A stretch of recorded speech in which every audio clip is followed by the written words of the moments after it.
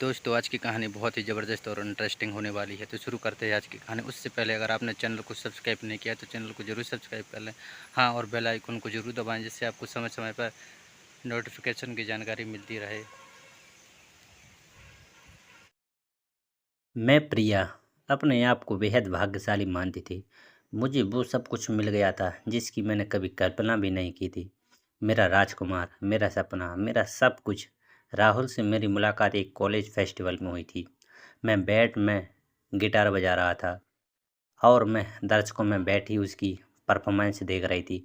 उसकी आंखों में एक ऐसी चमक थी जिसने मुझे अपनी ओर खींच लिया था। हमारी दोस्ती हुई, फिर प्यार हुआ और फिर हमने शादी का फैसला कर लिया। राहुल बहुत ही प्यारा और केयरिंग था। वो हमेशा मेरी हर बात मानता था। मुझे लगता था कि मैं दुनिया की सबसे खुशकिस्मत लड़की हूँ। हमारी सगाई हुई और हमने शादी की तारीख भी तय कर ली थी। सब कुछ बहुत ही अच्छा चल रहा था, लेकिन कुछ दिनों से मुझे राहुल के व्यवहार में थोड़ा-सा बदलाव महसूस हो रहा था। वो पहले जैसा केयरिंग नहीं लग रहा था। वो अक्सर फ़ोन पर बात करता था और मुझे ये भी नहीं बताता था कि वो किससे बात कर रहा है। एक दिन मुझे राहुल का फ़ोन मिला। उसने कहा कि वो थोड़ी देर में घर आ जाएगा। मैं घर पर ही थी। थोड़ी देर बाद मैंने राहुल को घर के बाहर किसी लड़की के साथ खड़ा देखा। मैं हैरान रह गई। मैंने धीरे से दरवाज़ा खोला और उनकी तरफ बढ़ी। जैसे ही मैंने राहुल को देखा, वो घबरा गया। उसने उस लड़की को जल्दी से वहाँ से जाने के लिए कहा। मैं समझ गई कि कुछ तो गड़बड़ है। मैंने राहुल से पूछा कि वो कौन है, लेकिन राहुल ने मुझसे झूठ बोला। मैं बहुत दुखी थी। मुझे विश्वास नहीं हो रहा था कि राहुल मेरे साथ ऐसा कर सकता है, लेकिन मुझे उस पर पूरा विश्वास था। मैंने सोचा कि शायद वो कोई गलती कर गया होगा। मैंने उसे एक मौका देने का फैसला किया। कुछ दिनों बाद मुझे राहुल और मेरी बहन को एक साथ रंगे हाथों पकड़ लिया। मैं सदमे में थी। मुझे विश्वास नहीं हो रहा था कि मेरी बहन मेरे साथ ऐसा कर सकती है। मैंने राहुल से पूछा कि उसने ऐसा क्यों किया, लेकिन उसने कोई जवाब नहीं दिया। मैं बहुत टूट गई थी। मुझे लगा कि मेरी ज़िंदगी बर्बाद हो गई है। मैंने अपनी जान लेने की कोशिश की, लेकिन मैं बच गई। राहुल ने मुझे अस्पताल में भर्ती करा दिया।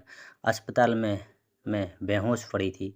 जब मैं होश में आई तो मुझे लगा कि मैं सपना देख रही हूँ। मेरे आसपास डॉक्टर और नर्सें थीं। मैंने राहुल को खोजा, लेकिन वो कहीं नहीं दिखा। मुझे बाद में पता चला कि राहुल और मेरी बहन शादी करके भाग गए हैं। मुझे बहुत गुस्सा आ रहा था। मैंने सोचा कि मैं दुनिया की सबसे खुशकिस्मत लड़की हूँ, लेकिन हकीकत कुछ और ही थी। मुझे एहसास हुआ कि मैं कितनी मूर्ख थी कि मैंने राहुल और मेरी बहन पर इतना विश्वास किया।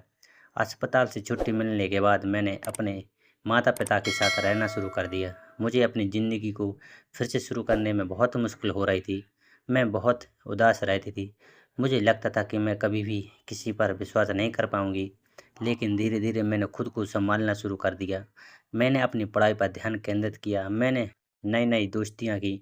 मैंने अपनी ज़िंदगी में आगे बढ़ने का फ़ैसला किया। आज मैं एक सफल महिला हूँ। मैंने अपनी ज़िंदगी में बहुत कुछ हासिल किया है। मैं उन सभी लोगों को माफ़ कर चुकी हूँ जिन्होंने मुझे धोखा दिया। मैंने अपनी ज़िंदगी में आगे बढ़ने का फ़ैसला किया। मुझे पता है कि ज़िंदगी में उतार-चढ़ाव आते रहते हैं, लेकिन हमें कभी हार नहीं माननी चाहिए। अस्पताल से छुट्टी मिलने के बाद मैं कितनी खोई-खोई सी महसूस करती थी। मुझे लगता था कि मेरी ज़िंदगी अब कभी नहीं सँवर पाएगी, लेकिन तभी मेरा एक पुराना दोस्त विवेक मेरे पास आया।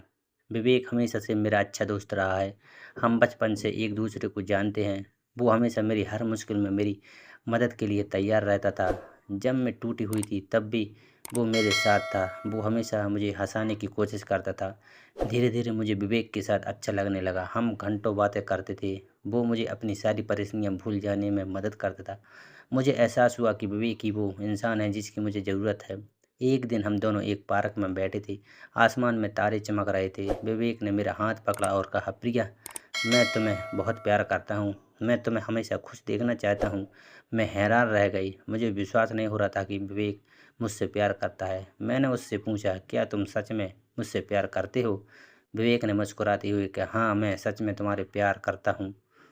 उस पल मुझे लगा कि मेरी ज़िंदगी में फिर से उम्मीद की किरण जगी है। मैंने विवेक को गले लगा लिया। कुछ समय बाद हमने शादी करने का फैसला किया। हमारी शादी बहुत ही धूमधाम से हुई। मैं बहुत खुश थी। मुझे लगा कि मुझे वो सब कुछ मिल गया है जिसकी मुझे कभी कल्पना भी नहीं की थी। विवेक ने मुझे बहुत प्यार दिया, वो हमेशा मेरा ख्याल रखता था। हमने एक दूसरे के साथ बहुत खुशी से ज़िंदगी बिताई। तो दोस्तों, यह थी आज की कहानी। अगर आपको मेरी कहानी पसंद आई है तो कृपया मेरे चैनल को सब्सक्राइब करें और घंटी दबाकर सभी नोटिफिकेशन चालू कर लें, ताकि आपको अगले वीडियो की सूचना सबसे पहले मिल सके। आपके प्यार और सपोर्ट के लिए धन्यवाद।